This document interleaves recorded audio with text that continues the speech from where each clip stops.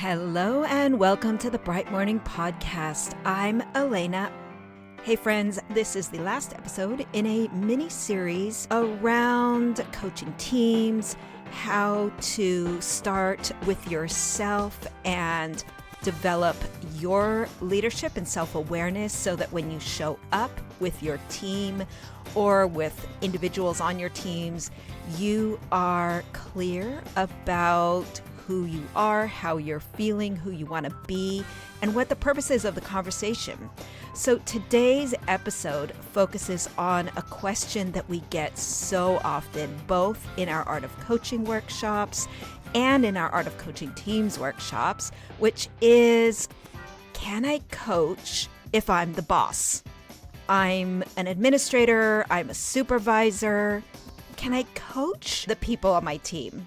That's the question that we're going to dig into. I'm going to give you some suggestions for how to think about that dilemma.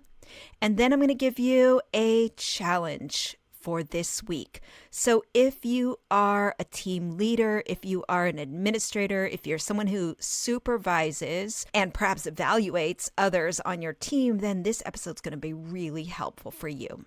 All right, now before we jump into this episode, I do want to thank our listener who has the username Wendy R67, who went over to Apple Podcasts and wrote a review of the podcast. And this is what Wendy R67 wrote. Real insight. I have attended Elena's sessions at conferences and also read her books.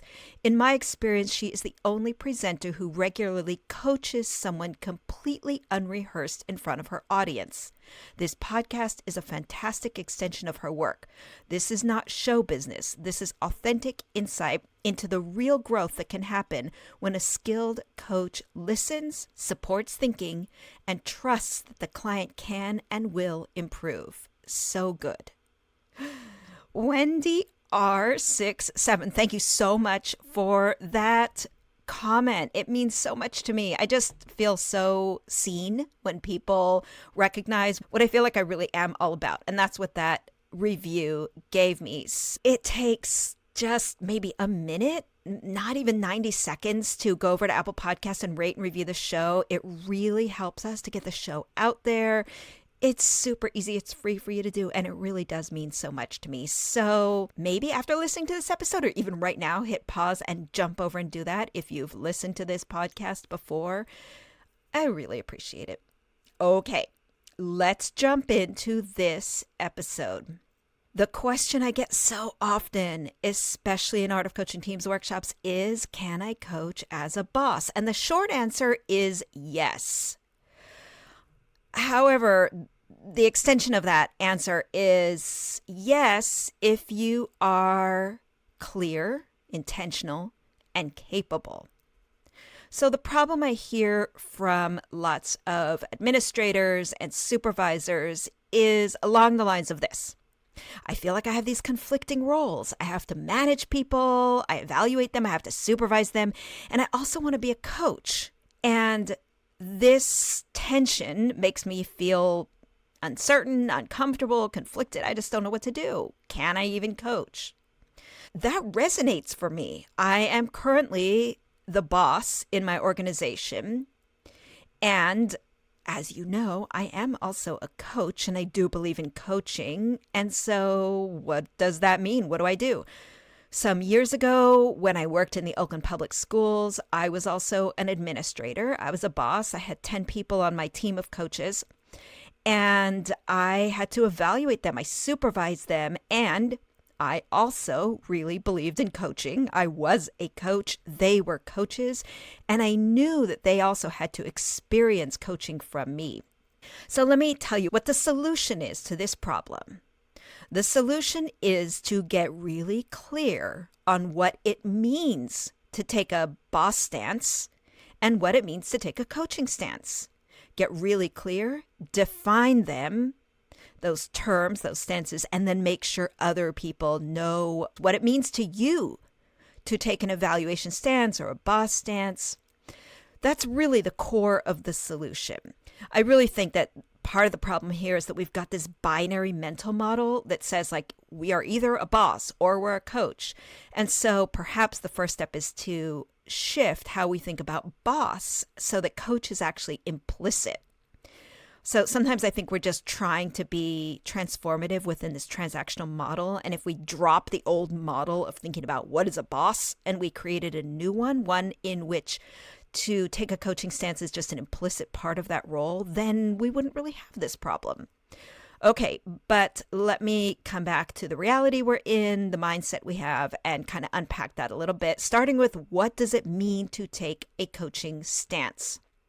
At its core, coaching is about holding a reflective space for others so that they can grow. Coaching is a way to help someone learn. Every leader holds the responsibility to help their people grow, but every conversation between you and the people you supervise does not need to be a coaching conversation. Okay, so coaching is about holding a reflective space for people so that they can grow. And some situations are not ideal for coaching. Some situations are not the best ones for you to take a coaching stance.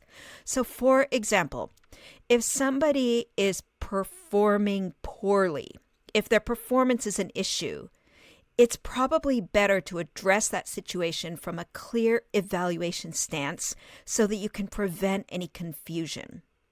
Now, in that conversation, or perhaps in a subsequent one, you can also shift into a coaching stance if that's appropriate to help your direct report, the person you supervise, move forward and make growth. But you've got to be really intentional to ensure that both of you are really clear about when you're using a different stance.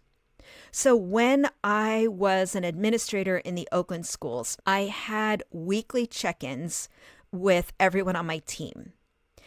And 3 times a month, those check-ins were coaching check-ins in which I took a coaching stance. And one of those check-ins every month was one in which I took the boss stance. I took a supervisor stance. Now, I would indicate this on the calendar invite. I would make it really clear what kind of meeting I was stepping into and that the person was also stepping into.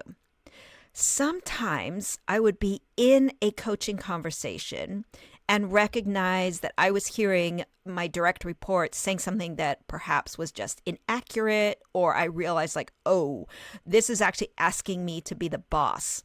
And in those moments, I would say, okay, I got to hit pause on this coaching conversation and I'm putting on my boss hat. That's often how I talked about it.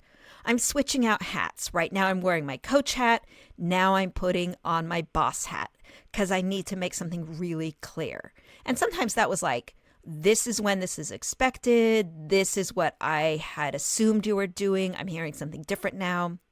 I'm going to come back to this concept of transparency in a moment, because what I want to do right now is give you the first few steps to help you be a manager who also can take a coaching stance. So I'm just giving you the first steps here. Okay, step 1, I've referenced this already, but step 1 is to define what coaching means. So let me come back to that because coaching is a term that gets thrown around a lot. I hear people use the term in all of these circumstances when sometimes what I'm really hearing is people are talking about things like doing consulting or training. That's actually more what they're talking about. They're not talking about coaching, or sometimes people talk about coaching when really they're taking a supervisor stance. So you need to think about what coaching means in your context. Again, the definition I use is along the lines of coaching helps people grow. Coaching is professional development. Its purpose is to help an adult improve their practice. So I sometimes go into more detail between the different kinds of support that help people develop their practice. Some of that has to do with who is setting the criteria for judgment And so in a coaching conversation, the coachee is the source of the judgment, whereas in a training or an evaluation system or context, the trainer or the evaluator is the source working from an established approach or established set of standards. In a consulting context, the consultant is the source pulling from their expertise. So it's really helpful to kind of unpack some of these terms. People conflate feedback with coaching. They conflate accountability with coaching. They're not the same thing. Feedback can help someone grow. Coaching is to support growth. Feedback can help someone do that. But really, the purpose of feedback is to help folks align on the criteria for high performance. These terms need to be defined. And when things get murky, we all get anxious, meaning us and our direct reports. So getting really clear on what coaching means and then making sure that everyone within your context or your organization is clear on what you think it means, that there's shared understanding, that there's perhaps agreement, but there's got to be clarity. I find so much of the breakdown happens when people aren't clear about what they mean when they say something like coaching or taking a coaching stance. That is step one. Step two is for you to determine when it is appropriate to take a coaching stance. When you're clear on what coaching means in your context, then you are ready to evaluate the many hats you wear and all the responsibilities you hold in relationship to your direct reports. And you can consider the different support functions that you might step into at times. Like sometimes you're coaching. Maybe sometimes you feel like you're mentoring.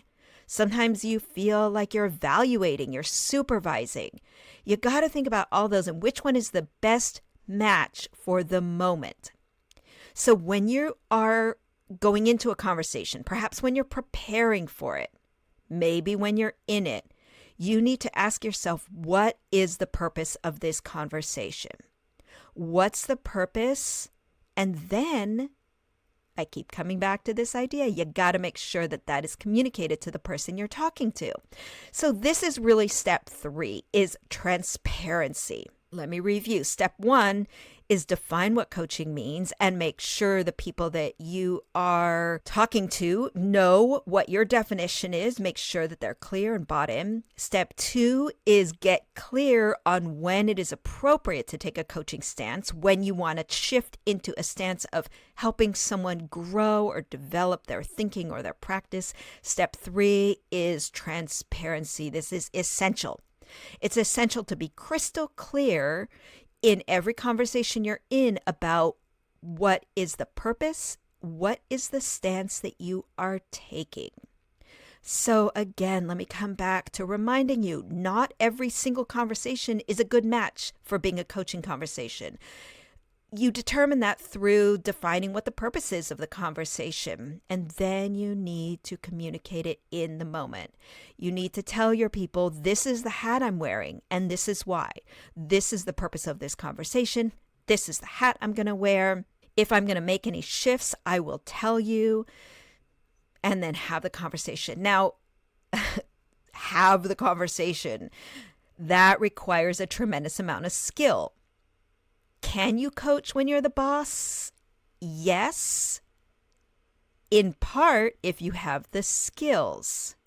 So coaching in and of itself requires a tremendous amount of skill. And coaching when you're the boss requires even more skills.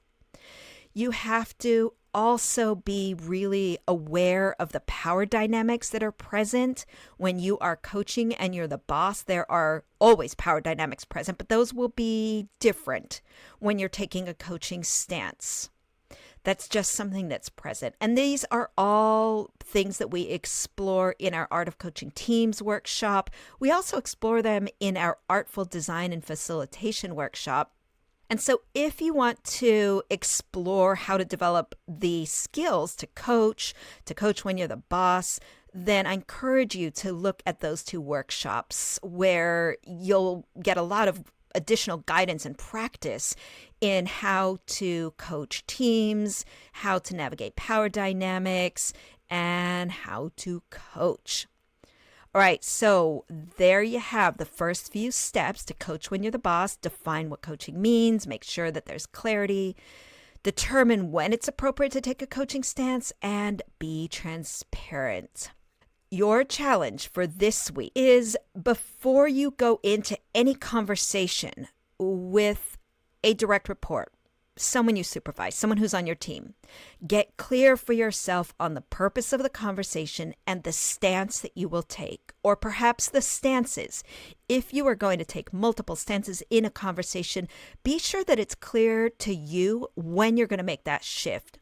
And then when you sit down for that conversation, share both the purpose with the person you're talking to and the stances that you are planning on taking. And if you shift stances, if you go from being in a coaching stance to taking a boss stance, tell the person you're talking to. That's your challenge for this week, as well as, of course, to reflect on how that goes. Reflection is really where you do the learning, where you process, where you make meaning, and where you do the learning.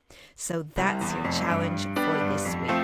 All right, friends, if you found this episode helpful, would you share it with a friend? Check out the show notes for links to resources